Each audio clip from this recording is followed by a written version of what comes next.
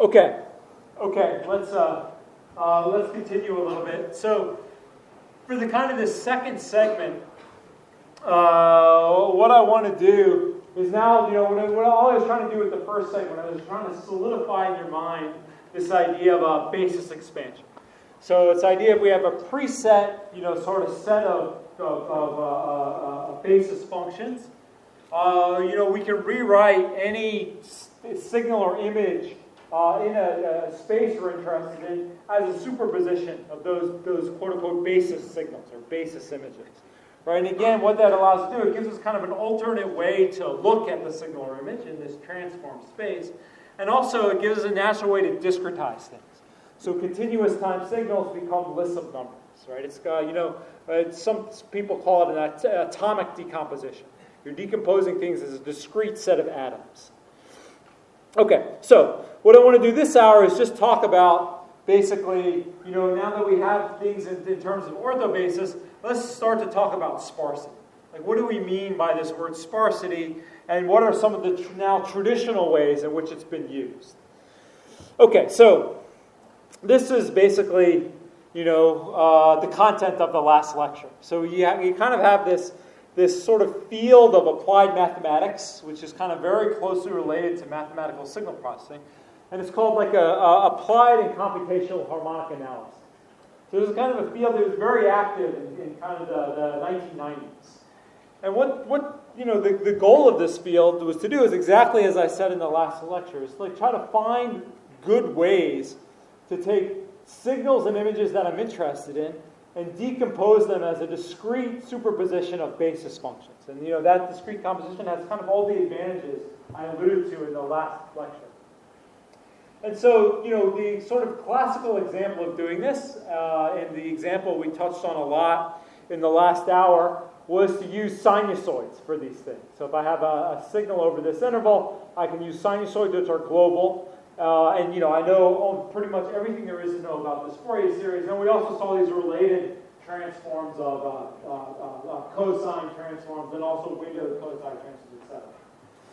Okay, and then another kind of modern example we'll talk more about in a second is this idea of a wavelet transform, right? Where these sides they're not global, but rather, they look like little waves. That's where the word wavelet comes from. So basically, they look like sinusoids, but over a very small number. So I take something like this, and of course I shift it around. And then with the wavelet transform, I look at this guy at different resolutions. So I'll talk more about the wavelet transform in a second. But really, the point is it's just another example of orthobasis expansion, right? So, this is by given a class. These, of course, there are many different possible basis functions. And so what we're kind of after is like, okay, well, what do we mean by what would a good basis expansion mean? Okay, so, all right. So again, we talked about this last lecture. If you have an orthobasis, there's a concrete way we can compute these expansion coefficients, and this idea that the energy of the signal is preserved in the expansion coefficients, and inner products between two different signals are preserved in the inner product domain. That's what an orthobasis buys you. Okay, so let's not harp too much on it, just because we talked a lot about it already.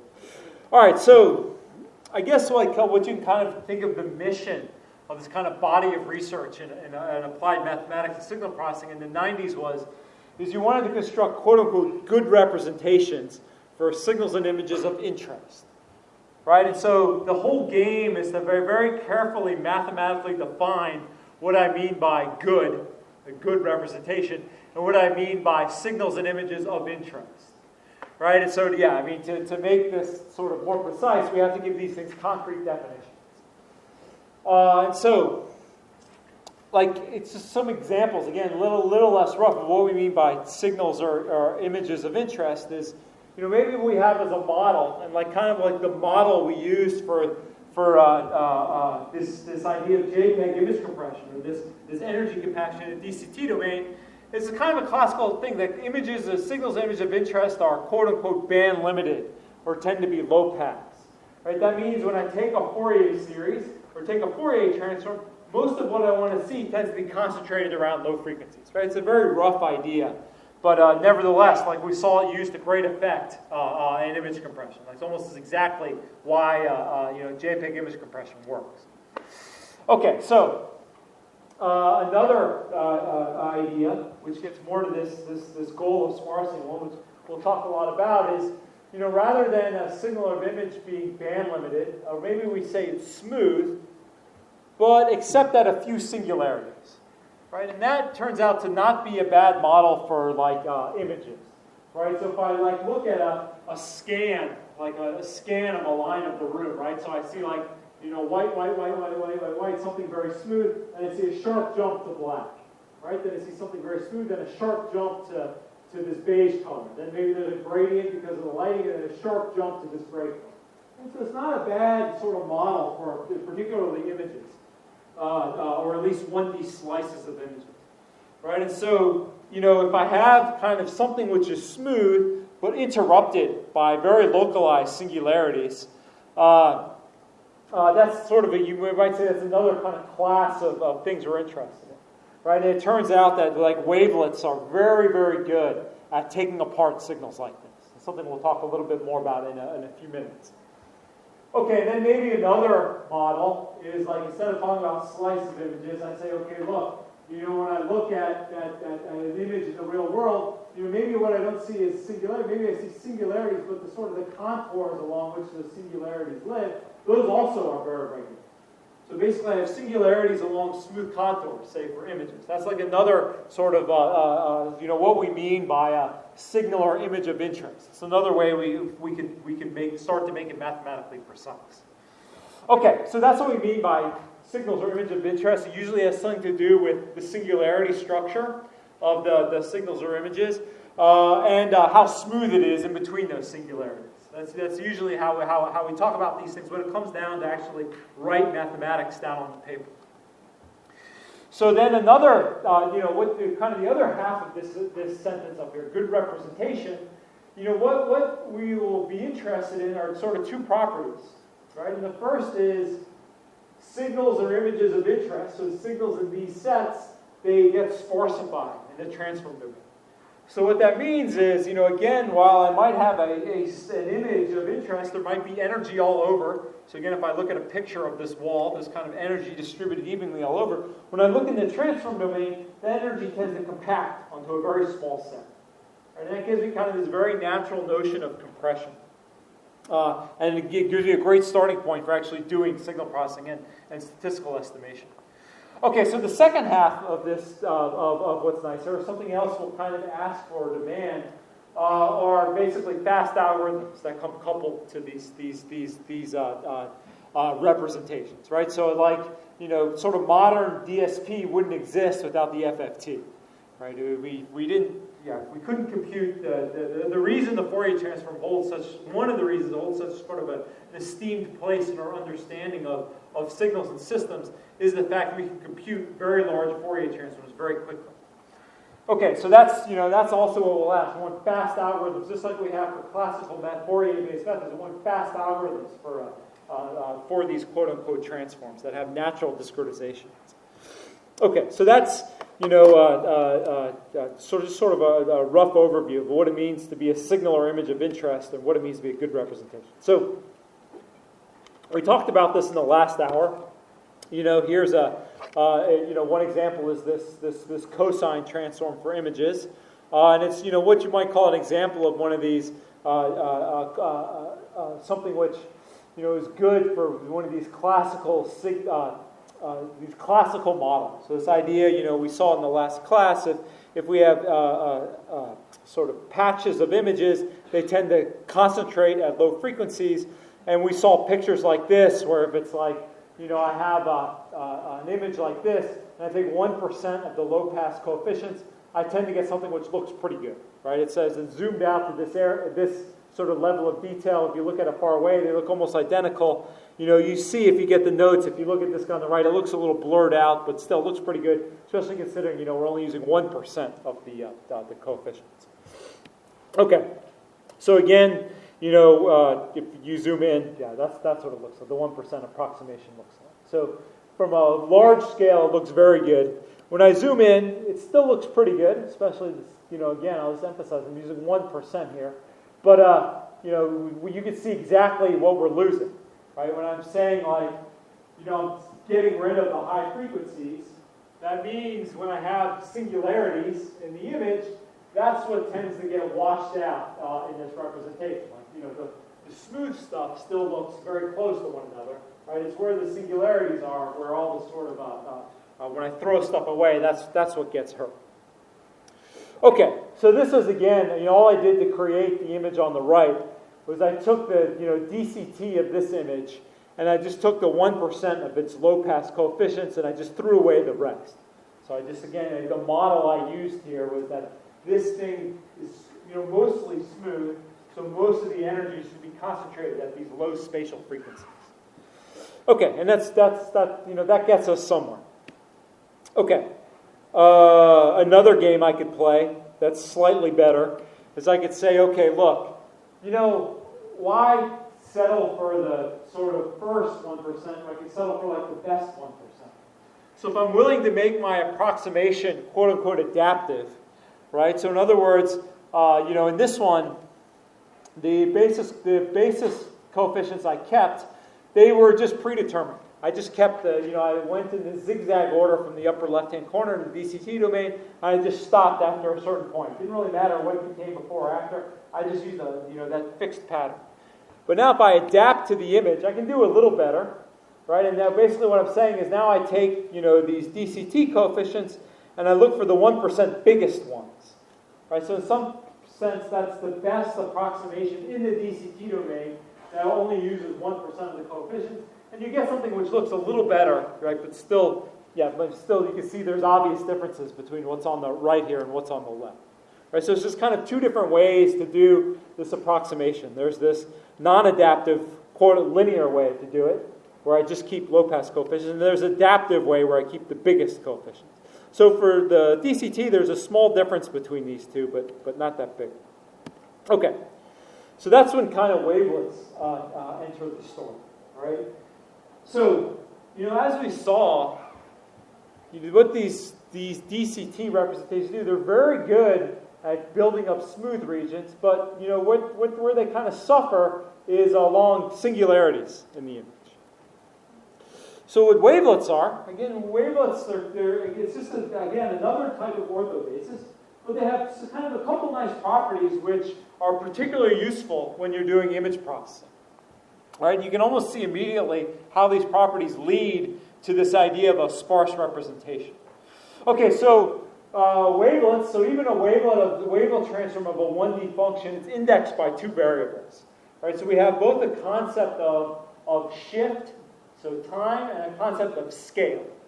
Right? And so actually what a wavelet transform consists of, it basically consists of one basis function, which looks like a little wave, and then I create a whole orthobasis, the whole library of basis functions from this one function, just by doing the following. What I do is I shift this function around, and then I compact it, and then I shift it around some more. So basically what it says, I take this thing, I dilate it. I'm forgetting the word for anti-dilation. So I basically compact it by a factor of 2. So at the coarse scale, I shift it around by, say, an integer amount. Then I compact it by a factor of 2, and I shift it by half an integer amount. Then I compact it by a factor of 4, and I shift it by quarter integers, etc. Right? And so these functions are very carefully designed such that the collection of all of these different self-similar type of things, they are actually orthogonal to each other. And if I take this expansion down far enough, I can get an arbitrarily good approximation of the signal. So the union of all of them actually, I can build up any signal out of the combination of all of them. So you have to sort of very carefully design what these functions are. And they have one other very nice property. And that's what you might call a vanishing moment. Right? And so what that means is, okay, these guys are sort of local in time. And if the function happens to be polynomial over this portion of time, the inner product of this with any polynomial function over its support is equal to 0. Right, so what that does is if I have, say, a signal f, which is piecewise polynomial. So there's a polynomial, rough singular, sharp discontinuity, polynomial, sharp discontinuity, polynomial. And then I look at the wavelet coefficients for this. Right, and so with these, at the coarsest scale, what that is, that's these kind of wide basis functions overlapping the signal. So that gives us something. But at the fine scale, what I'm doing is I'm taking sort of very finely compacted versions of these basis functions. And whenever it lies, the entire support of one of these basis functions lies inside the polynomial region here, you get a 0 for a wavelet coefficient. So the only time you get non-zero wavelet coefficients is along singularities. And not only that, because these things get compacted by more and more as I move down scale, a smaller and smaller percentage of the coefficients, I have sort of twice as many coefficients at this scale as I have at this scale, because the kind of density of these functions is twice as much. So kind of the occupancy of these singularities becomes half at each of these scales. So if when I look at this, what this means is it means that when I have singularities, they have a little bit of effect on the representation, but really that effect is very well controlled in the wavelet domain. Right, so if I look at the Fourier transform of something which looks like this, a smooth signal interrupted by singularities, it looks like a mess. Right, anytime I introduce a discontinuity, the Fourier series immediately it can do no better than just decay like 1 over k. Here, if I have a singularity, I introduce a singularity in between these two regions, it hurts me, but not that much. It's very well locally controlled. Right, and that's really, why sort of wavelets, became very popular about 20 years ago. It's really this idea that, if you have singularities in an otherwise smooth image, it doesn't hurt you that much. Okay, so, we can put more precise language behind that, but then, also let's look at, what happens in 2 dimensions. You have a similar story. Right, so now, in 2 dimensions, to sort of make your basis functions, what you need is, instead of shifting around one of these, dilating and compacting one of these wavelet functions and shifting it around, you actually need 3 different wavelet functions. So one kind of looks like a, smooth in one direction and oscillates in the other direction. This guy's kind of smooth in the horizontal direction and oscillates in the vertical direction. This guy kind of oscillates in both directions. Right, but the idea is, again, kind of the collection of dyadic, compactions and shifts of these 3 basis functions. When you put them all together, they form an ortho basis for the space of images. Right, and so what that tells you is like, okay, here I have an image. It looks like something which is basically smooth, except where I see singularities. Right, and that's exactly when I look at the wavelet transform. So again, this is just a map of the wavelet coefficients at these different scales. So I'm showing you here 1, 2, 3 different scales of this quote-unquote wavelet transform. What I see is most of these wavelet coefficients are small. The blue is small, so the sort of energy in this image, which is spread out equally all over, gets compacted onto a small set. But you can see with that small set, where it's determined by is kind of where the edges are in the image. Right? So it's again because these wavelets are carefully designed to give you nothing where things are smooth, and then they light up when you have a singularity. That really controls how the energy is concentrated in this transform domain. Okay, so you can see that this, I think it's, we're all very comfortable calling something like this sparse. So you can see not too much of that is active. But it's a very different kind of model than this classical model, right? Where we looked at when we looked at sort of DCTs of image blocks, everything always compacted in the upper left-hand corner. Right now, it's very different. We're going to have all the energy sort of compact onto locations where the edges are, but of course the edges are in different places in all different images. Right? So again, it's a different model. We're saying a few coefficients here are going to be active, but we don't necessarily know which ones a priori. Which ones that are active changes from image to image. Okay, so just, again, what to take away from this slide is, if I look at this image in the wavelet domain, it's most of the coefficients are very small, and the ones that aren't small are sort of very much, their structure is very much tied to the edge structure of the image itself. Okay, so what we can look at again, we can think of these wavelet coefficients. So I think of truncating the representation. If I just use, say, the wavelet coefficients up to a certain scale, I can think of that as giving me an approximation of the signal or image. Right? And then I can think of adding in the next scale, adding in some details to get to another scale of approximation. And then if I add in this next cell, it gives me some more details that I add back into my approximation of the image. So I can think of like, basically the wavelet transform as moving between these different scales of approximation. But really what we're doing is what the wavelets are doing is capturing the differences. So here's two different approximations at two different scales. Really what wavelets do is it captures the difference between this image and this image. Right, and then the next set of wavelet coefficients to capture the difference between this image and this image. Then the next set of wavelet coefficients capture the difference between this image and this image.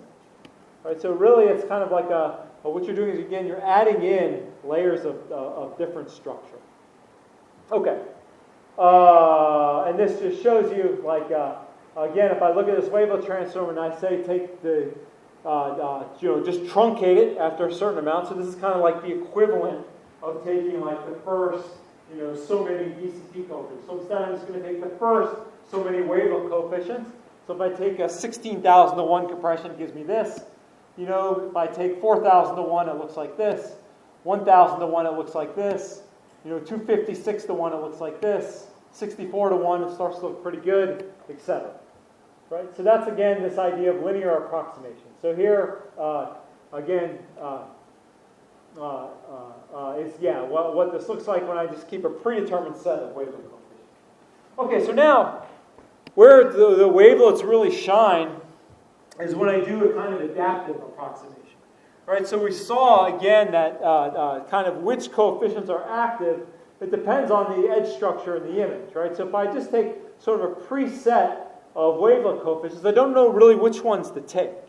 Right? But if I decide to sort of adapt my representation to the image, I can say, okay, look, here's what I'll do is I'll take sort of the wavelet transform of this image, and what I do is I see where the biggest ones are, and I just keep the 1% of the biggest ones, and I set the rest equal to 0. And this is the type of approximation that I get. And when you compare that to like the DCT, you see that it's much sharper. Right? And this is even the DCT that's also adapted to take the 1% biggest one.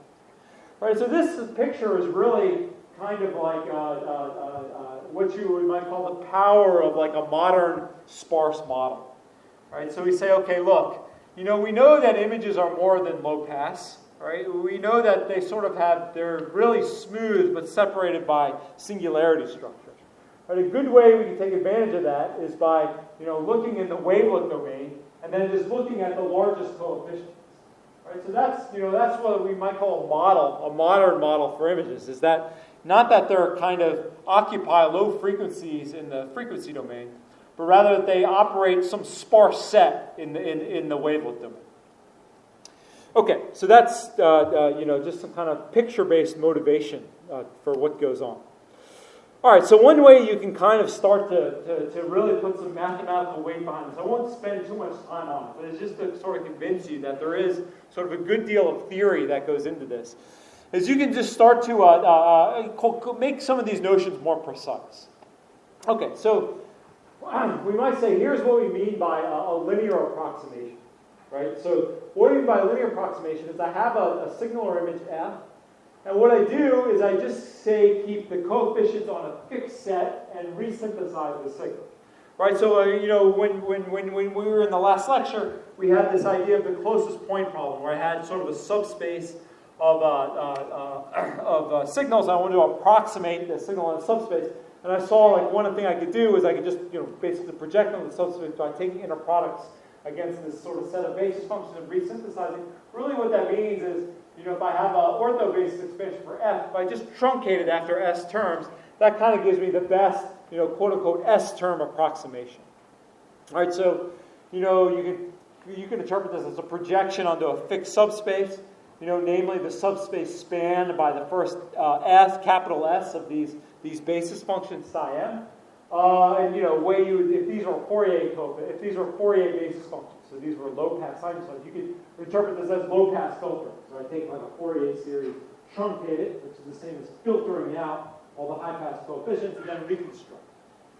Okay, so you can actually directly tie, and it's not too hard to see, to how we can connect, say how quickly, because we have the Parseval there, how quickly we can tie the decay of these coefficients to kind of how good this approximation gets as S grows. Right, so as I make S bigger and bigger, I'm making this approximation richer and richer, so I'm getting, of course, a better and better approximation. And so basically I can write down, how good an approximation that is as a function of s. I can write that in terms of how quickly these coefficients decay.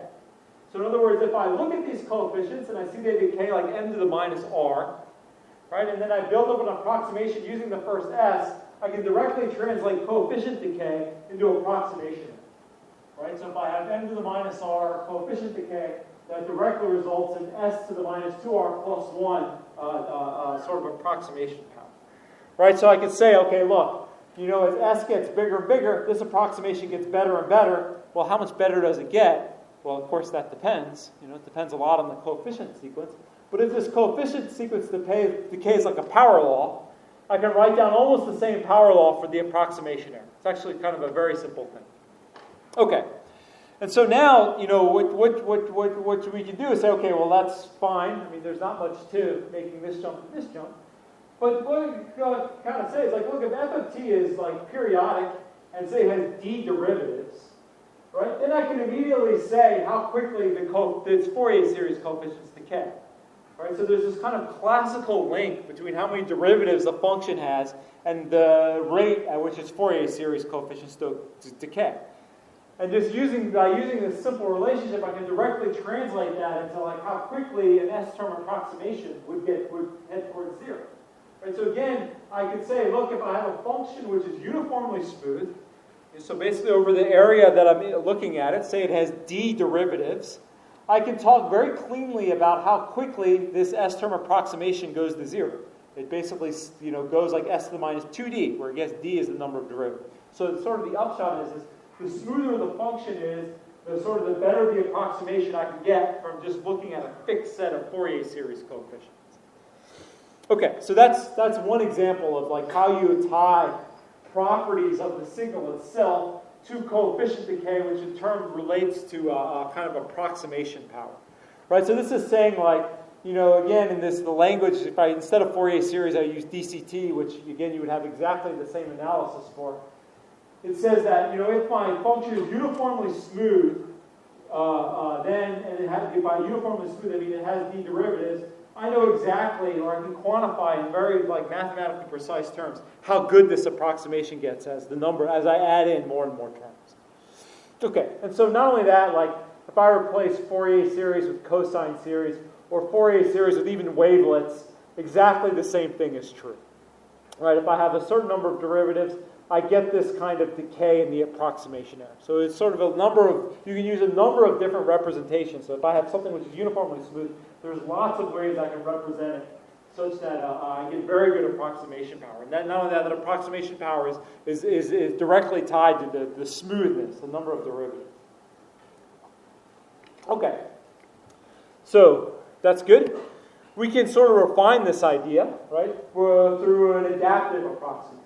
So now what I'll call a nonlinear approximation is when I take the signal and then I take its expansion in whatever basis I like, instead of keeping the first s, or instead of keeping like the first s coefficients or a fixed set of s coefficients, I adapt the representation to the signal itself. And I do it in a subtle way. What I say is, okay, I'm going to look at where the s largest coefficients are and keep those.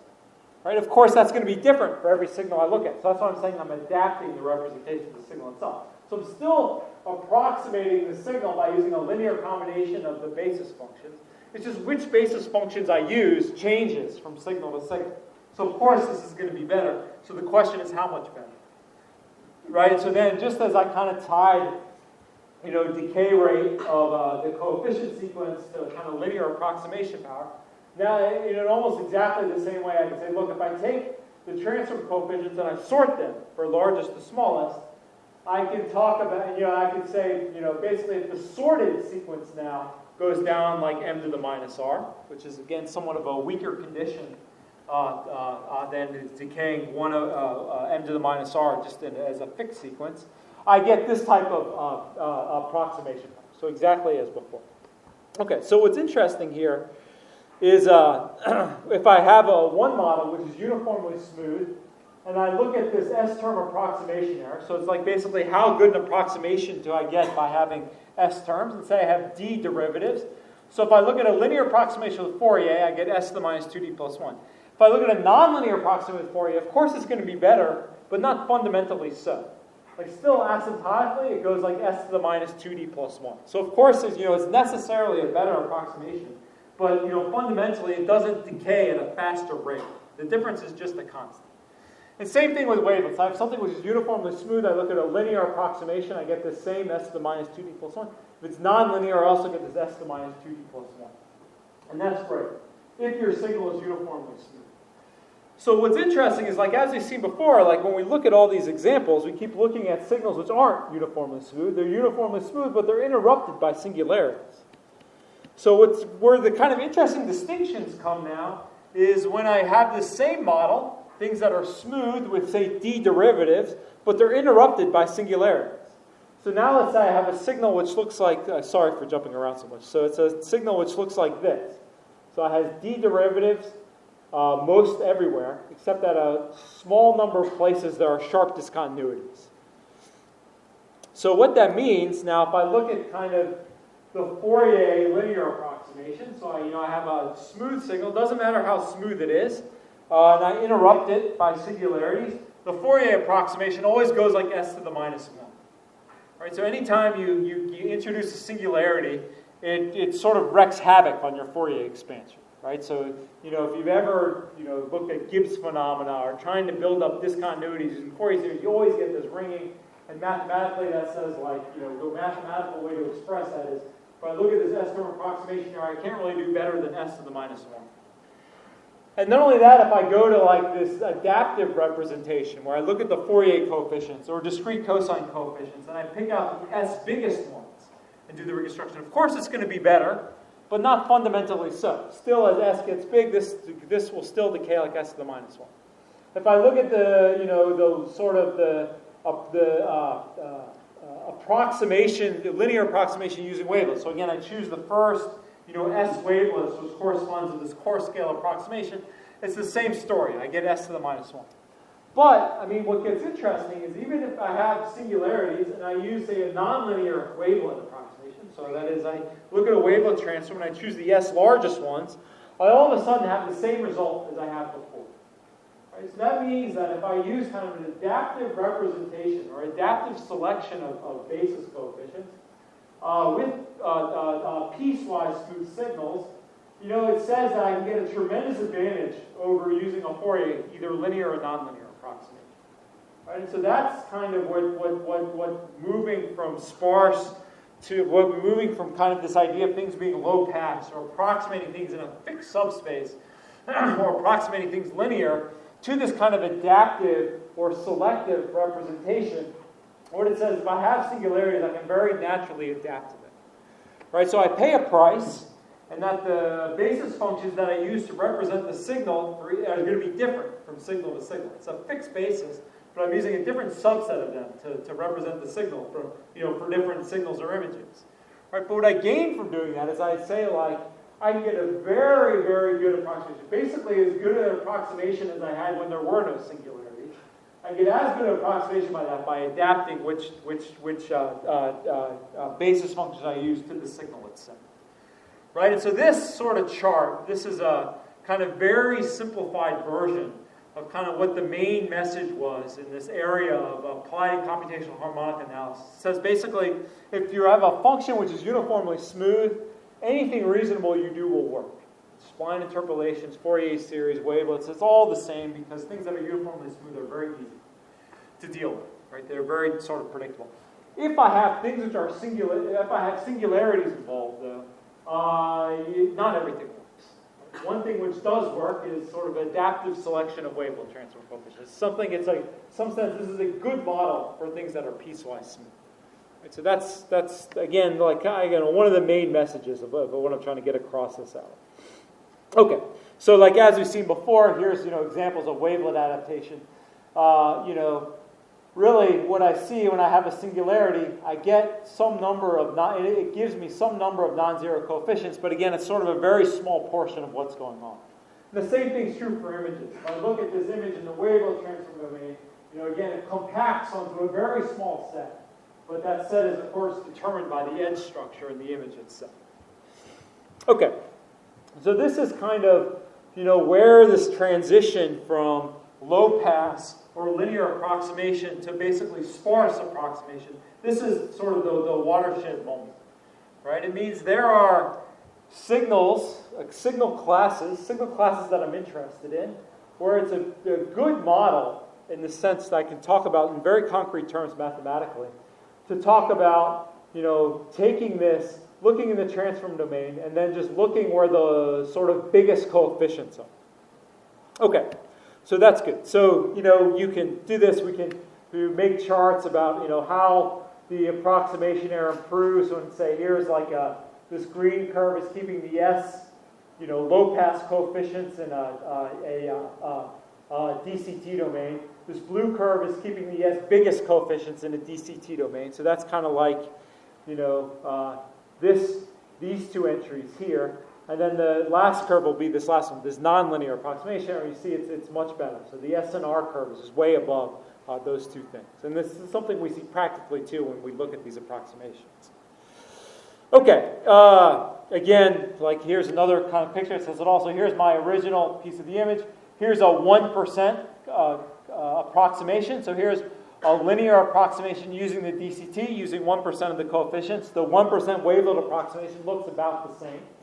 Here's a nonlinear approximation for DCT. It looks better than that one, but not like sort of fundamentally so. And here's the sort of nonlinear, 1% nonlinear approximation, and it looks much better, right? Because we have this kind of adaptivity to the singularity structure. Okay, so that's what we're saying. So this is kind of like a classical model. Signals, images tend to have low frequency content. And here's what you might call a modern model. They tend to be sparse in the transfer domain. So it means they're concentrated on a very small set. But which set that is depends on the image itself. Okay, so what it does is once I have kind of a sparse representation, it kind of gives me a very nice, simple algorithms for doing things like compression, which I think is easy to imagine, doing things like statistical estimation in the presence of noise, doing things like regularizing inverse problems.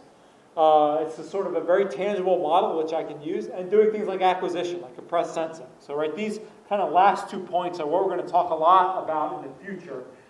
So right now, let me just talk about, if you have a sparse representation, like what exactly does it buy you? It really is from more of a mathematical perspective in terms of compression and statistical estimation. So basically it gives you algorithms that are fast and simple and produce like optimal results. Or sort of optimal is a way you can, like, again, define like very mathematically. Okay, so let's just talk quickly about compression.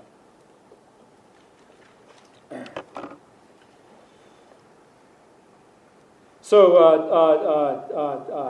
compression, like sparse representation, is good compression. Why? Because there are fewer things to code. And you can, again, you can sort of come up with a stylized image coder and like talk in very concrete mathematical terms about its performance.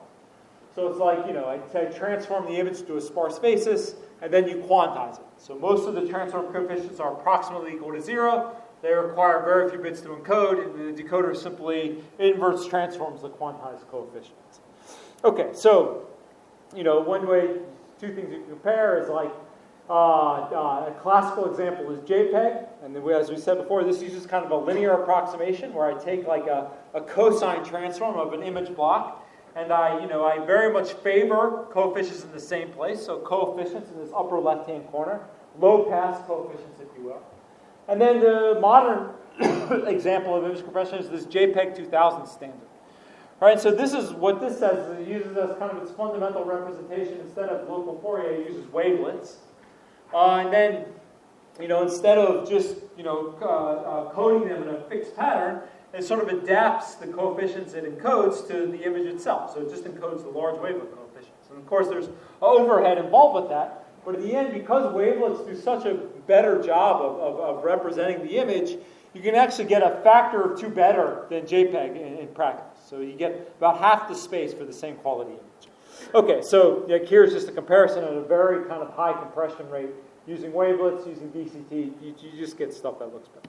And in fact, I'll sort of spare you some of the asymptotics here, but you can again make all of this sort of mathematically formal, right? So again, if you come up with kind of a stylized image coder where you say something that transform coding in a sparse space is a smart thing to do, you can sort of formalize all those different things. You can come up with a sort of a very simple encoder, which makes sense, and you can sort of talk about your signals being in a class of all images, say that the sort of sorted coefficients decay at a certain rate, and then you can sort of tie this smoothness, or tie this decay rate of the expansion coefficients to the actual length of a sequence of bits that would be spit out of a stylized encoding.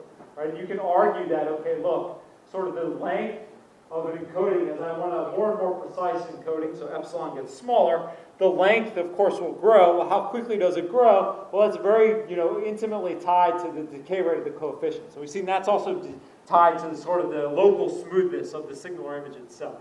So again, all this, I don't want to do you to immediately digest everything that's on the side. It's really, all this is trying to impress on you is that there's kind of a very mathematical formalism where you can talk about these things very carefully. And they work great in practice too.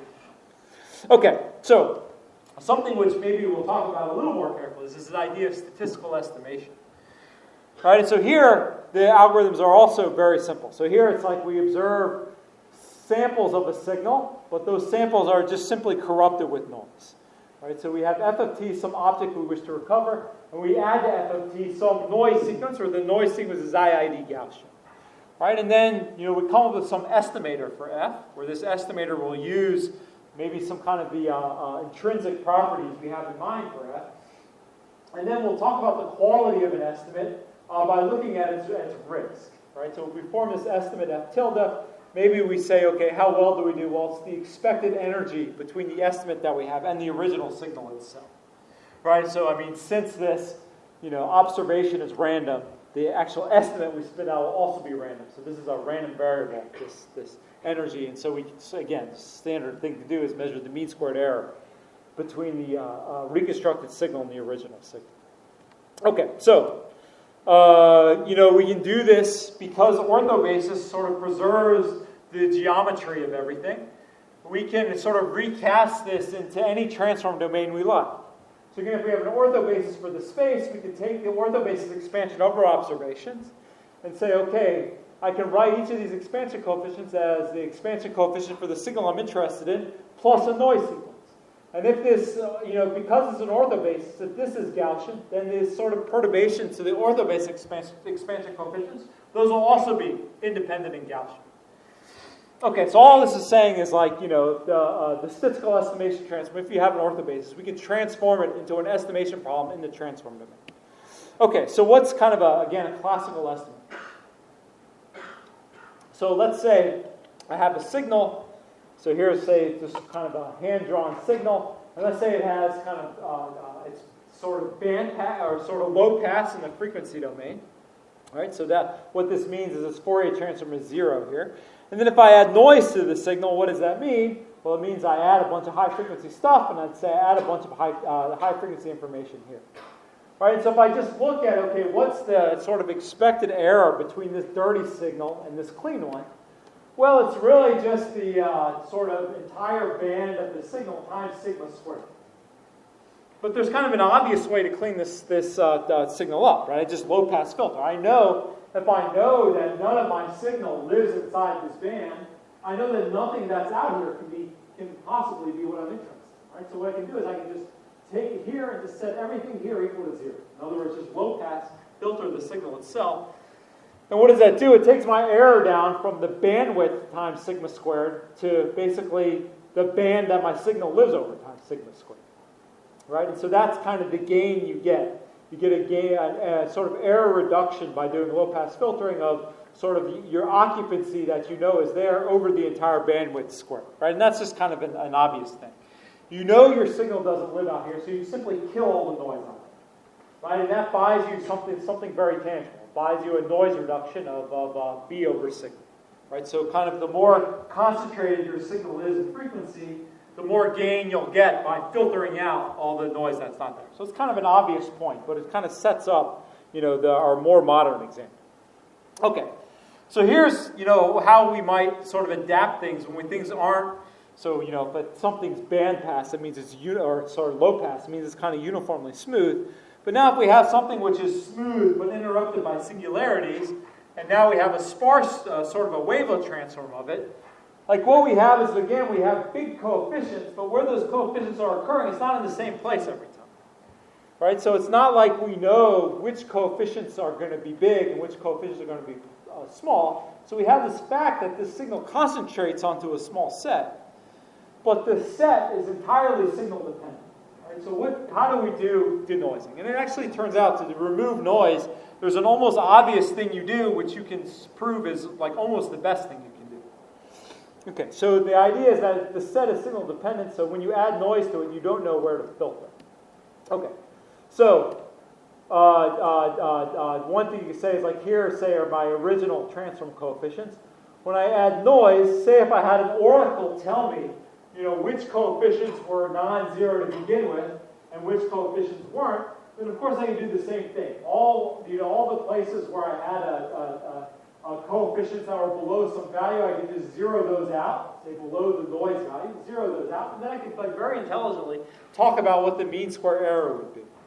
Right? So basically you could say like, if I have some guy tell me where the coefficients are that are above sigma and where the coefficients that are below sigma, I'm not saying you have to, but if you did, kind of the error you would pay would be sort of the sum of the sigma squared and the minimum of these expansion expansion coefficient squared. Right? So basically what that ends up being is the noise penalty you pay. You only pay sigma squared on the number of sort of active coefficients, the number of coefficients that are kind of above the noise level. Okay, so of course you don't have an oracle which tells you these things, but what you can do, let's just skip this part, is you can do something that's almost as easy. Right? You can say, okay, instead of having an oracle tell me, I can just try to make that determination for myself. Right? So what I do is I just simply take this signal and I just do keep or kill. I just set a threshold and I keep everything above the threshold and kill everything beneath the threshold. And I just vary this threshold based on my noise level. So if I know sigma squared, I just set this threshold, I simply keep everything above it and kill everything beneath it. So again, it's extremely simple. You can think of doing it in two different ways. One is I set a threshold and I keep, just do as I just said, keep everything above it, kill everything beneath it. Or I can do something related, which is called like soft threshold, where I sort of take the coefficients and I just sort of gently shrink them towards zero. Okay, so it turns out that, this is, again, I don't need any oracle here. It's all an estimator that's based completely on the data. But I can talk about its performance sort of in very concrete terms. So there's this sort of celebrated result by Donahoe and Johnstone in the early 90s that say, look, if I have a signal that's corrupted by noise, and I have this oracle rate of performance, if someone told me where the important coefficients were, I know that this would be the mean square error. But actually, if I just try to guess where the important coefficients are, just by doing soft thresholding or doing any kind of thresholding, I actually get very close to this oracle error. I get within a logarithmic factor of it just by doing keep or kill, or Vegas, or shrinkage of the coefficient. Okay, so of course, if I have a sparse representation, that means that this error will be smaller. So the better sort of what this error term reflects is kind of, again, just as kind of my approximation power was a direct function of how well my coefficients decayed. This sort of part of your error, that's a direct reflection of how sparse you are. So what this says is like kind of soft thresholding can like sort of exactly take advantage of sparsity in the signal itself. So basically sparsity results in good estimation. Okay. That's great. So again, here's kind of like a modern estimation example. So here I have a time domain signal. I look at it in the wavelet domain. It's sparse. I add noise into it. And what does that look like? Again, it just looks like IID Gaussian noise. But you can kind of see what's going on here. It's like, look, I can still kind of guess from this picture what's important and what's not. Right? It's kind of clear, especially because I know, if the noise level is here, things that pop up way above my noise level, the chance that something like this was caused by noise is actually very small.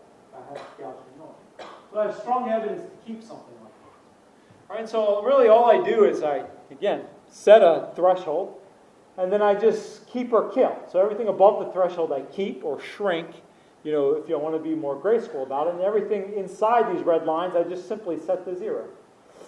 And so what that does is, if I take this, so here, this is essentially what I observe, transform it into the wavelet domain, threshold out, so remove everything that's below a certain value, and then reconstruct, it gives me an estimate which looks like this. So it's not perfect, but notice, what I'm not doing is I'm not smearing out the edges when I do this. This actually retains a lot of the edge structure of the original signal. Because you can imagine if I take this signal and I low-pass filter it, like I'm smearing these things out. So it's like a good way to retain the singularity structure. And again, in a sense, that's what these results tell you that you're doing. Okay, that's good. You can do the same thing and load in 2 dimensions. So here's like a, sort of a piecewise constant image that's been corrupted by noise. If I try to low-pass filter the noise out, I get these ringing artifacts. If I just simply use thresholding, right, it basically retains a lot of that edge structure. Okay, so that's, what it's saying. If I have a sparse representation, so sort of, I know that images that are piecewise constant or piecewise smooth, I know that wavelets are a good sparse approximation for them. I can directly exploit that fact in noise removal just with a simple algorithm, just simple threshold. Okay, that's good. Now, let me sort of close this section by talking about kind of stuff that moves beyond wavelets. Okay, so the wavelets are good in that they take advantage of, when something's smooth, I return a small wavelet coefficient, right? But one thing they don't do is they don't take advantage of kind of the geometrical structure in images, right? So wavelets don't care that not only do I have just a small number of singularities, but that those singularities tend to lie along curves that themselves are smooth, right? And so, like when I actually look at this thing, if I want to build this thing up out of wavelets, actually, like, using short anisotropic functions are not necessarily the best way to build up an image like this. Okay, so there is such a thing as sort of geometrical transforms that offer kind of a more refined scaling concept, right? So, again, in the late 90s and early 2000s, early 2000s, there were kind of a series of different geometrical transforms that basically what they do is they take wavelets and they stretch them out along lines in different ways, right? And so now you have a kind of a transform that's indexed not just by scale and location, but also by orientation, right? And again, constructing these things in such a way that they form like Ortho Basis or what are called tight frames, and like kind of preserve inner products and preserve energy. Again, it's kind of a very delicate exercise in applied mathematics. But what the end result is again, it's a representation that gives you sort of sparser representations for images which look like this, right? And kind of again, mathematically, what you're doing is like if you have an image which is say twice differentiable, except along a contour which is also twice differentiable. If you look at a Fourier approximation, you get like as s goes down, the sort of accuracy of the Fourier approximation improves like s to the minus a half. A wavelet approximation is much better. It improves like s to the minus 1.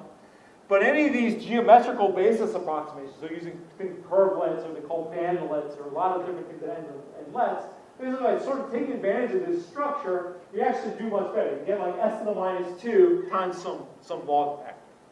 Right? So all I'm trying to do here is say, like, there are things that are sort of even better than wavelets that give you much sparser representation. And the fact that we know about doing things like denoising by thresholding and doing simple transform code is they immediately result in like better denoising algorithms. And so here's just an example. So if I again add, this is the sort of famous Lena picture, and I add noise to it and then try to estimate it by doing wavelet thresholding, I get something which is good, but you can kind of see by not respecting the geometrical structure, I have this kind of mild ringing artifacts. Whereas if I use one of these geometrical transforms and do the thresholding there, actually the estimate looks much better. right? I build up kind of the contours in the image in a much more efficient way. Okay, so let's end kind of our second lecture there. And kind of the point here was, now that I have this idea of an orthobasis set, I can start to talk about sparsity, right? And so what sparsity is it's kind of a, if I have a sparse representation for a collection of signals or images, what that means is when I take the transform of these signal or images and I look at it, basically that transform is concentrated onto a small set. Right? But what set that is, it depends, again, on the signal or image itself. Right? And so that's what we mean by kind of a nonlinear approximation. I take a fixed transform, but which transform coefficients are big, again, depends on the singularity structure of the image itself. And then we saw how you can take advantage of that in doing things like compression and then doing things like denoising. And we'll talk a little bit more about restoration and compressed sensing as we move forward. So really what this is supposed to be was an introduction to sparsity. Okay, so now let's break again. Let's say for another 7 minutes. So let's meet back here at 4:20. And then we'll talk briefly about kind of a sparse approximation algorithms. Okay, so let's break for 7 minutes and reconvene at 4:20. And we'll see you again then.